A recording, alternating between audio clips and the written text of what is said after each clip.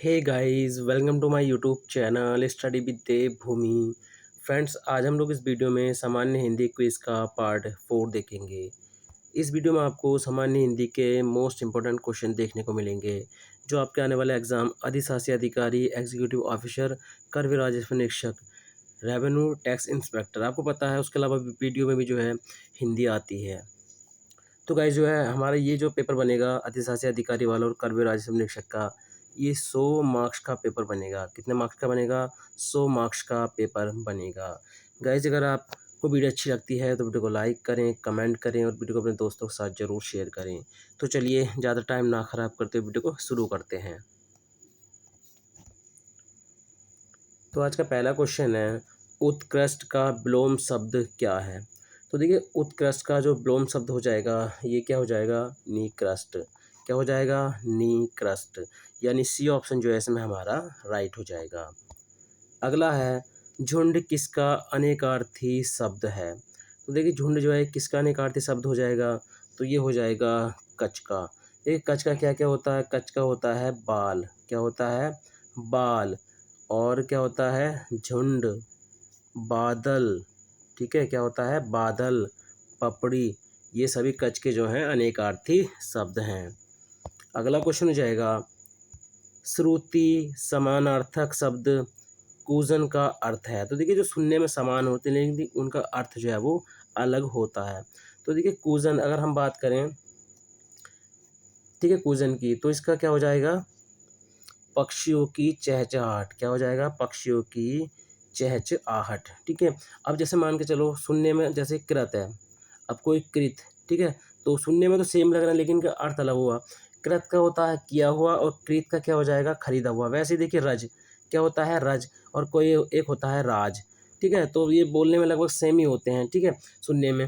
तो रज जो होती है इसका अर्थ होता है धूल और राज का अर्थ होता है रहस्य। ठीक है, तो क्या होता है? समश्रुति समानार्थक शब्द जो होते हैं सुनने में जो समान हो, ठीक है, और उनका अर्थ जो है वो अलग अलग होता है, तो इनको बोलते हैं समश्रुति भिन्नार्थक शब्द। ठीक है, तो ये थोड़ा सा यहाँ पर टाइपिंग में गड़बड़ हो गई है। अगला क्वेश्चन हो जाएगा, निम्नलिखित में से सही युग्म का चयन कीजिए। अब देखिए, इसमें जो अगर हम एक एक करके देखें तो आलपिन जो है किस भाषा का है? तो ये है पुर्तगाली का। किस भाषा का है? पुर्तगाली का है। दंगल जो है ये फ़ारसी का है। किसका है? फ़ारसी का। दिमाग किसका है गाइज़? तो ये अरबी का है। दिमाग किसका है? अरबी का। गलीचा किसका है? तुर्की का। तो ये हमारा डी ऑप्शन जो है हमारा राइट हो जाएगा। उसके अलावा देखिए, तुर्की के आपने कौन कौन से याद रखने हैं? एक तो याद रखना है कैंची, जो एग्ज़ाम में काफ़ी पूछा जाता है। ठीक है, कैंची, चाकू, चकमक। ठीक है, चकमक, जो चकमक आपने पत्थर देखा होगा जिसको मारते तो उसमें चिंगारी सी निकलती है। तमंचा, ठीक है, तमंचा भी तुर्की का है। चेचक काफ़ी पूछा जाता है। ठीक है, उसके अलावा चोगा। ठीक है, तो आपने ये वर्ड भी याद रखने हैं। ठीक है, मैंने आपको बता दिया। आलपिन जो है वो किसका है? पुर्तगाली है। दंगल जो है फारसी है। दिमाग जो है वो किसका है? अरबी का है। किसका है गाइस? वो अरबी का है। और आपने याद रखना, गलीचा काफ़ी पूछा जाता है, तो ये तुर्की का है। अगला है, निम्नलिखित में से तत्सम शब्द है। तो देखिए, आपको पता है तत्सम जो संस्कृत वाले और जो तत्वब होते हैं वो जो संस्कृत से हिंदी में आए हैं। ठीक है, तो इसमें से आपने तत्सम शब्द छांटना है। तो देखिए, इसमें तत्सम शब्द कौन सा हो जाएगा? तो ये हो जाएगा इसमें कंटक। ठीक है, कंटक देखिए तत्सम है। अगर इसका तत्वब की बात करें तो ये हो जाएगा कांटा। क्या हो जाएगा? कांटा। तो कंटक जो है देखिए हमारा क्या हो जाएगा? तत्सम हो जाएगा। और तत्वब क्या हो जाएगा इसका? कांटा। अब वैसे ही घोड़ा जो है, देखिए घोड़ा जो है ये एक तत्वब शब्द है। इसका तत्सम अगर हम बात करें तो हो जाएगा घोटक। क्या हो जाएगा? घोटक। वैसे ही गेहूँ जो है देखिए एक तत्वब शब्द है। अगर इसका हम तत्सम की बात करेंगे तो क्या हो जाएगा? गोधूम। क्या हो जाएगा? गोधूम। खीर, खीर एक तत्वब शब्द है और इसका तत्सम की हम अब अगर हम बात करेंगे तो हो जाएगा क्षीर। क्या हो जाएगा? क्षीर। अगला है, निम्नलिखित में से संयुक्त स्वर कौन सा है? तो देखिए, यहाँ संयुक्त स्वर कितने होते हैं? वो होते हैं 4। ठीक है, 4 होते हैं। तो देखिए, इसमें से आपने छांटना है कि संयुक्त स्वर कौन सा है। तो आप याद रखना, संयुक्त स्वर हो जाएगा इसमें ऑप्शन सी। तो संयुक्त स्वर होते हैं 4, छोटा ए, बड़ा ए, छोटा ओ, बड़ा ओ। तो ये जो होते हैं संयुक्त स्वर होते हैं 4। ठीक है, तो आपने याद रखना इसमें ऑप्शन सी हमारा राइट हो जाएगा। अगला है निम्नलिखित में से सही युग्म को पहचानिए। तो देखिए अब हम अगर इनको एक-एक करके देखें तो ये वाला जो ठीक है होता है आ वाला ठीक है जिसके ऊपर मात्रा होती है तो ये कंठ नहीं होता है, क्या होता है ये नासिक्य होता है। क्या होता है ये? तो ये होता है नासिक्य। छोटे ऊ की बात करें ठीक है, तो छोटे ऊ की बात करें हम लोग तो ये कैसा हो जाता है? तो ये हो जाता है हमारा देखिए सही युग्म भी बात कर रहा है। अब देखिए ऊ जो है हमारा ठीक है ओष्ठ्य होता है, बिल्कुल सही है इसमें ठीक है ओष्ठ्य होता है। ऋषि वाला जो होता है ये तालु नहीं होता, ये होता है मूर्धा। क्या होता है? मूर्धा। और हमारा जो देखिए ये जो एक औखले वाला होता है ओ, ये क्या होता है? ओष्ठ कंठ होता है ठीक है। तो इसमें ये दोनों ही सही हैं ठीक है, इसमें दोनों ही सही हैं।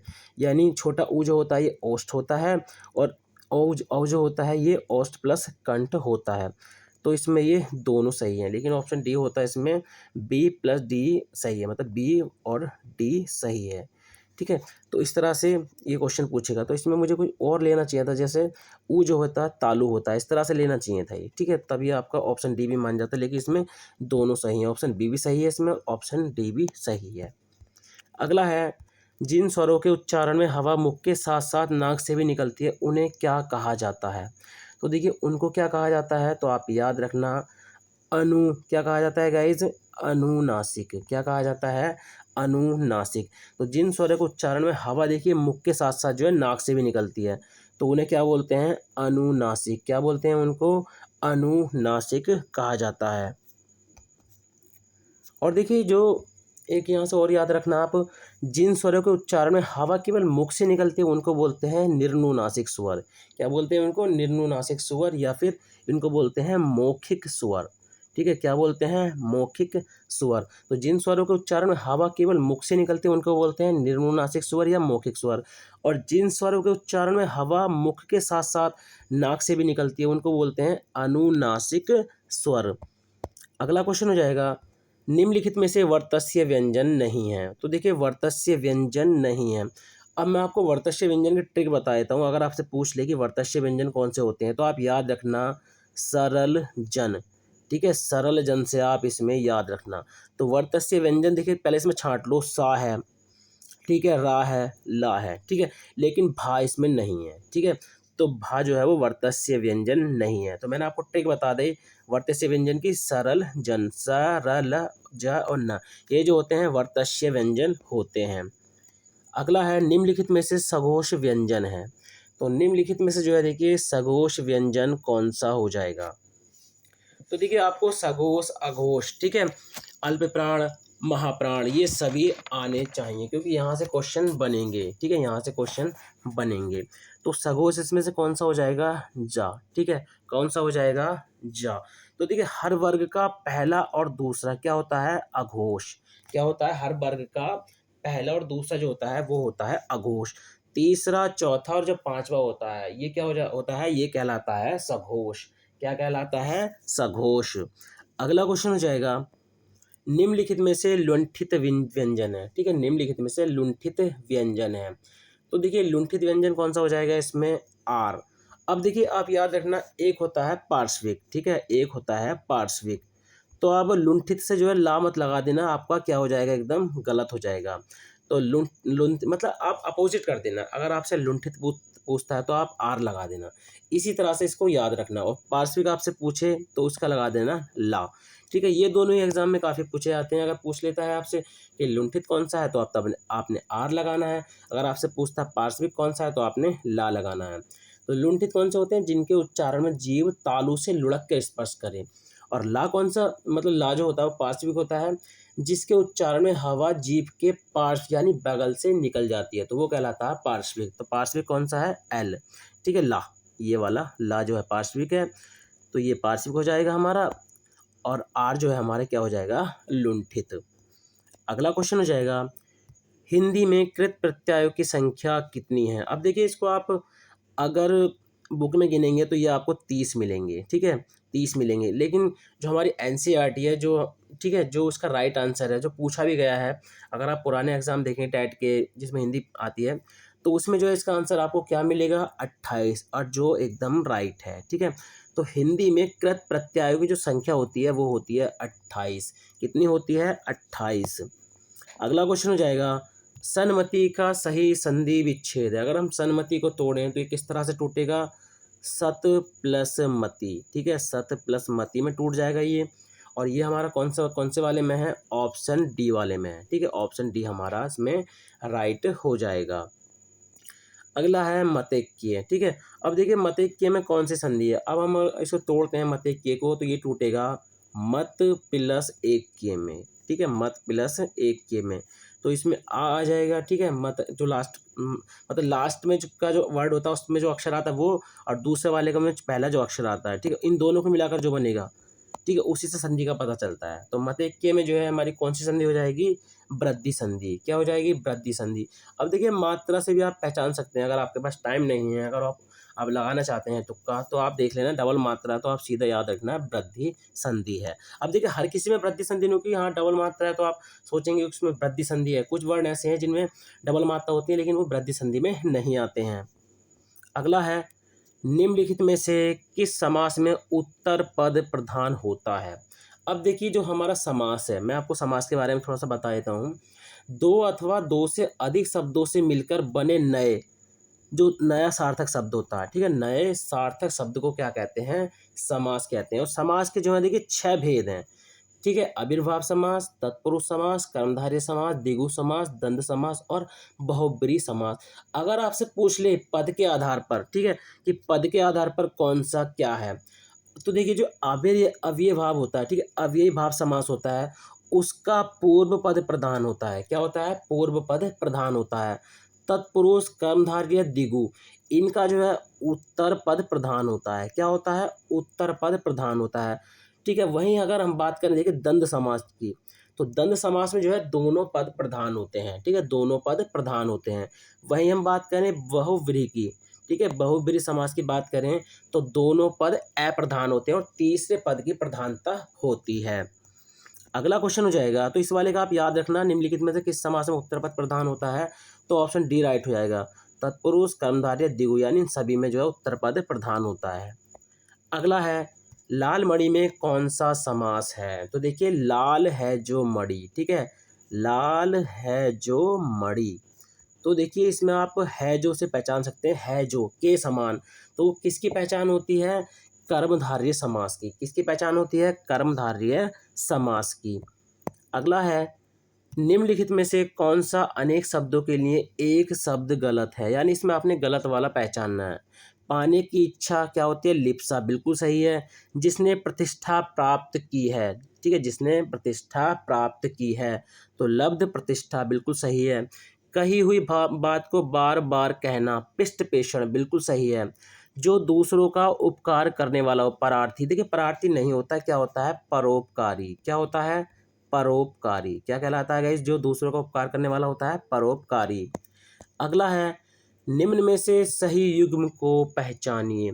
देखिए जो उद्धरण चिन्ह होता है, उद्धरण चिन्ह इस तरह से लिखते हैं, जो उद्धरण चिन्ह होता है वो हमारा कौन सा होता है, इस तरह से, ठीक है, ये उद्धरण चिन्ह होता है। अल्प विराम जो होता है हमारा वो कौन सा होता है, अल्प विराम गाइस इस तरह से होता है, जो नीचे की साइड में लगेगा, जैसे हमने कोई वर्ड लिखा उसको यहाँ पे लगा दिया, तो ये अल्प विराम होता है। ठीक है, अब देखिए अर्धविराम, अर्धविराम हमारा जो होता है वो बिल्कुल इस तरह से होता है। ठीक है, जो हमारा ऑप्शन सी में है, अर्धविराम इसमें राइट हो जाएगा। विस्मयादिबोधक चिन्ह की बात करें तो ये सीधा एक डंडा होता है, उसके नीचे बिंदा लगा होता है, तो ये क्या कहलाता है, विस्मय, मतलब विस्मयादिबोधक चिन्ह। तो उद्धरण चिन्ह आपने अगर याद रखना, जो हमारे चिन्ह जितने भी वो एग्जाम में पूछे जाते हैं, और अधिकतर जो है वो आपसे किस तरह से पूछेगा कि निम्नलिखित में से अल्प विराम चिन्ह कौन सा है, ठीक है, निम्नलिखित में से अर्ध विराम चिन्ह कौन सा है, निम्नलिखित में से विस्मयादिबोधक चिन्ह कौन सा है, ठीक है, निम्नलिखित में से उद्धरण चिन्ह कौन सा है। तो इस तरह से जो है आपसे क्वेश्चन एग्जामिनर पूछेगा, कभी कभी इनका मिलान भी करवा देता है। ठीक है, इधर आपको एक तरफ चिन्ह के नाम देगा और उनकी पहचान देगा, इस तरह से भी आपसे एग्जामिनर जो है पूछ लेता है। अगला है, शब्द जब वाक्य में प्रयुक्त होने की योग्यता प्राप्त करता है तो उसे क्या कहा जाता है। तो देखिए याद रखना, जब शब्द वाक्य में प्रयुक्त होने की योग्यता प्राप्त करता है तो उसे बोलते हैं पद। क्या बोलते हैं उसको? पद। अगला है, निम्न में से अकर्मक क्रिया को पहचानिए। ठीक है, अकर्मक क्रिया को पहचानिए। अब देखिए, पहले देख लेते हैं, सीता गीत गाती है, तो देखिए कर्म जो है वो गीत पर पड़ रहा, मतलब इसमें क्या कर रही है वो, सकर्मक क्रिया। ठीक है, दो क्रिया होती हैं, अकर्मक क्रिया और सकर्मक क्रिया। मोहन पढ़ता है, मतलब मोहन क्या कर रहा है गाइस? पढ़ रहा है, तो वो एक कर्म कर रहा है। राम फल खाता है, तो एक कर्म है। ठीक है, राधा रोती है। अब देख क्वेश्चन कर लिए, राधा क्यों रोती है, तो पता नहीं चल रहा ना क्यों रो रही है, तो इसी से पता चल जाएगा कि ये अकर्मक क्रिया है। ठीक है, तो ऑप्शन डी जो है इसमें हमारा राइट हो जाएगा। तो गाइस ये थे आज के हिंदी के 20 मोस्ट इंपॉर्टेंट क्वेश्चन जो आपके आने वाले एग्जाम अधिशासी अधिकारी, कर एवं राजस्व निरीक्षक यानी रेवेन्यू टैक्स इंस्पेक्टर और एग्जीक्यूटिव ऑफिसर, उसके अलावा बीपीडीओ का एग्जाम होना है और हमारे काफ़ी यूके प्लस के भी एग्जाम होने में जिसमें हिंदी पूछी जाती है। जो हमारा जो एग्जीक्यूटिव ऑफिसर और रेवेन्यू टैक्स इंस्पेक्टर वाला एग्जाम होगा उसमें हिंदी जो है 100 मार्क्स की आएगी, यानी इसमें 100 क्वेश्चन होंगे और वो 100 मार्क्स के होंगे गाइस। पहला पेपर जो हिंदी का होगा वो हमारा 100 मार्क्स का होगा। तो आप जो है हिंदी को हल्के में ना लें, क्योंकि जिसके हिंदी में अच्छे क्वेश्चन आएंगे वही मेरिट में आगे जाएगा। तो आप हिंदी को हल्के में ना लें, इसको भी कम से कम आप 2 घंटे का टाइम डेली दें। ठीक है, जैसा आप उत्तराखंड को 2.5 से 3 घंटे देते हैं, वैसे ही आप हिंदी को जो है 1.5 से 2 घंटे दीजिए। इसमें आपके मान के चलो अगर 75 भी नंबर आते हैं 100 में से, तो आपके काफ़ी अच्छा स्कोर माना जाता है। ठीक है, अगर 75 मार्क्स आते हैं हिंदी में आपके, तो ये आपका काफ़ी अच्छा स्कोर माना जाएगा। तो गाइज़ अगर आपको वीडियो आज की अच्छी लगी हो तो वीडियो को लाइक करें, कमेंट करें और अपनी जो हमारी वीडियो है उसको अपने दोस्तों के साथ ज़रूर शेयर करें। अगर आप हमारे चैनल स्टडी विद देवभूमि के साथ जुड़ना चाहते हैं, ठीक है, तो आप हमारे चैनल को सब्सक्राइब कर लीजिए। तो चलिए गाइज़ मिलते हैं अपनी नेक्स्ट वीडियो में। Thank you for watching.